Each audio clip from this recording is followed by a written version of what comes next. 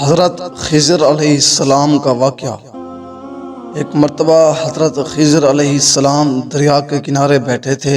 اتنے میں کسی سائل نے آ کر ان سے سوال کیا کہ میں آپ سے اللہ کے واسطے سوال کرتا ہوں، مجھے کچھ عنایت فرمائیے۔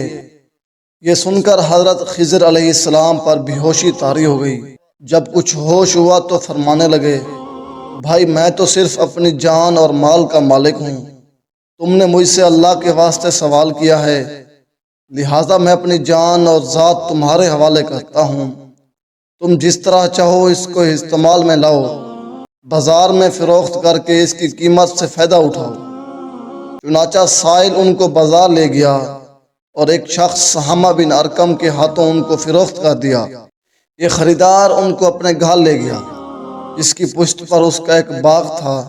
چنانچہ سہامہ نے حضرت خضر علیہ السلام کو ایک کدال دے کر کہا کہ اس سامنے والے پہاڑ جو 3 مربع میل رقبہ میں واقع تھا، مٹی کاٹ کاٹ کر باغ میں ڈالتے رہے، اور یہ حکم دے کر سہامہ اپنی کسی ضرورت سے چلا گیا، اور حضرت خضر علیہ السلام اس پہاڑ سے مٹی کاٹ کاٹ کر باغ میں ڈالنے لگے۔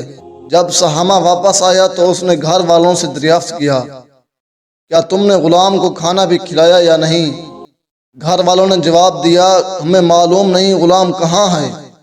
یہ سن کر جب سہامہ خود کھانا لے کر باغ میں آیا تو اس نے دیکھا کہ وہ غلام یعنی حضرت خضر علیہ السلام تمام پہاڑ کی مٹی کاٹ کر ڈال چکے تھے اور اپنے کام سے فارغ ہو کر مولا حقیقی کی عبادت میں مصروف تھے۔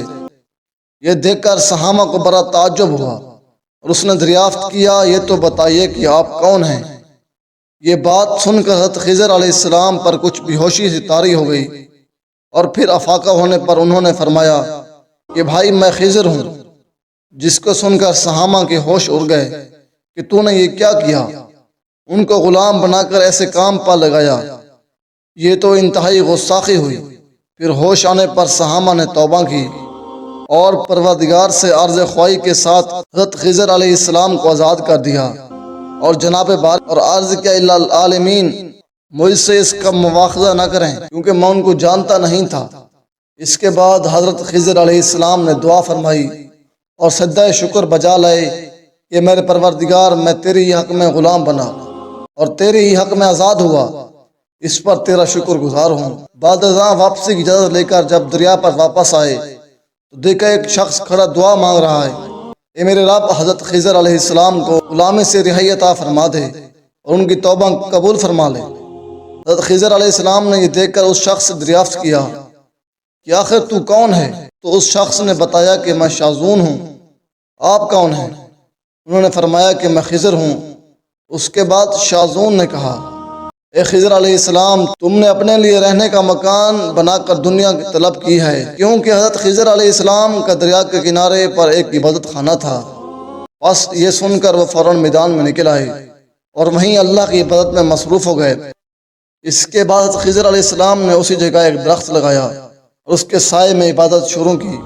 تو آواز آئی، خضر علیہ السلام جب تم نے درخت کے سائے میں سجدہ کیا تو تم نے دنیا کو آخرت پر ترجیح دی، مجھے اپنی عزت و جلال کی قسم مجھے دنیا کی محبت میں رضامندی نہیں ہے۔